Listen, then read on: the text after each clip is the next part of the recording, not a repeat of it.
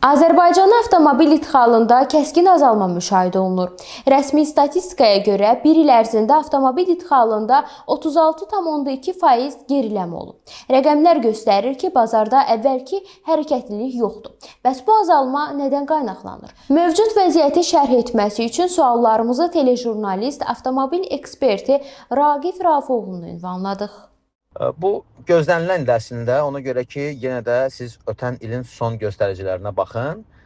Ötən ilin sonuna doğru, xüsusilə də son 2 ayında güzəştlər ləğv olunacaq deyə həddindən çox avtomobil gətirildi. Yəni bu sadəcə iş adamlarının bir düşündüyü oldu ki, daha çox maşın gətirək, güzəştlər ləğv olunacaq, qiymət qalxacaq və biz baha satarıq.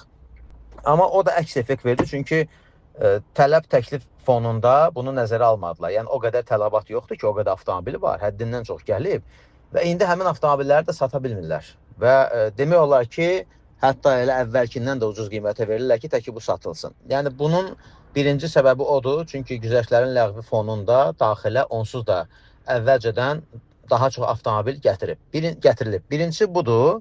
İkinci, bəli, insanların da avtomobil almaqda biraz müəyyən durğunluğu var. Burada həm Çin avtomobili faktoru var. Çünki Çin maşınlarında müəyyən, yəni hamısına aid olmasa da müəyyən problem yaşayanlar var. Biri detal tapa bilmir, biri usta, biri məsələn baxır ki, bir ilə artıq hansısa problem yaşayıram. O baxımdan da həm də artıq ənənəvi avtomobillərə daha çox maraq artıb. Daxili bazarda da kifayət qədər var deyə indi biz daha çox bunu görürük. Utilizasiyanın bunu dəyişməsi çox çətindir. Ona görə ki, utilizasiyanın verəcəyi məbləğ artmalıdır. Yəni bugün verilən məbləğ 1500, ən yaxşı halda 1500-dürsə, bir çoxlarına da bu sərf eləmir. Ən azından onu aparıb, yəni ölüxana deyirlər də, hansı ki parçalayıb satırlar detal kimi, bu daha çox sərf edir. İndi utilizasiya fondu var, orada məbləğ artdıqca təbii ki, onlar da təklifi artıracaqlar.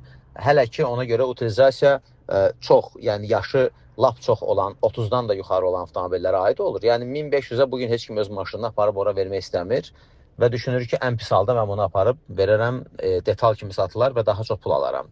Yəni birinci budur.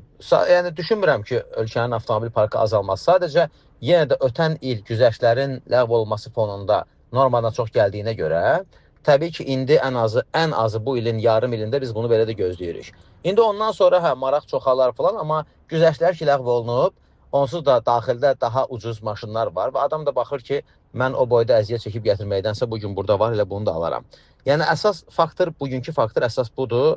İndi gedişata baxmaq lazımdır. Biraz da bu geosiyasi fonda adamlar əllərində olan pulu xərcləmək istəmirlər. Yəni gözləmədədirlər, fikirləşirlər, yəni sabah birdən, nə bilim, daha gərgin vəziyyət olar, yəni belə deyək də, bu pula ehtiyac yaranar, müəyyən digər, yəni daha zəruri xərclər belə deyək də. Ona görə bazarda bir durğunluq da var. Amma bizə isə, yəni maşınla maraqlananlar biz görürük ki, yenə də var, sadəcə artıq yenə də əvvəlki kimi bu ənənəvi avtomobillərlə maraqlanmağa başlayıblar. Yəni Koreya, Amerika, onları demək istəyirəm.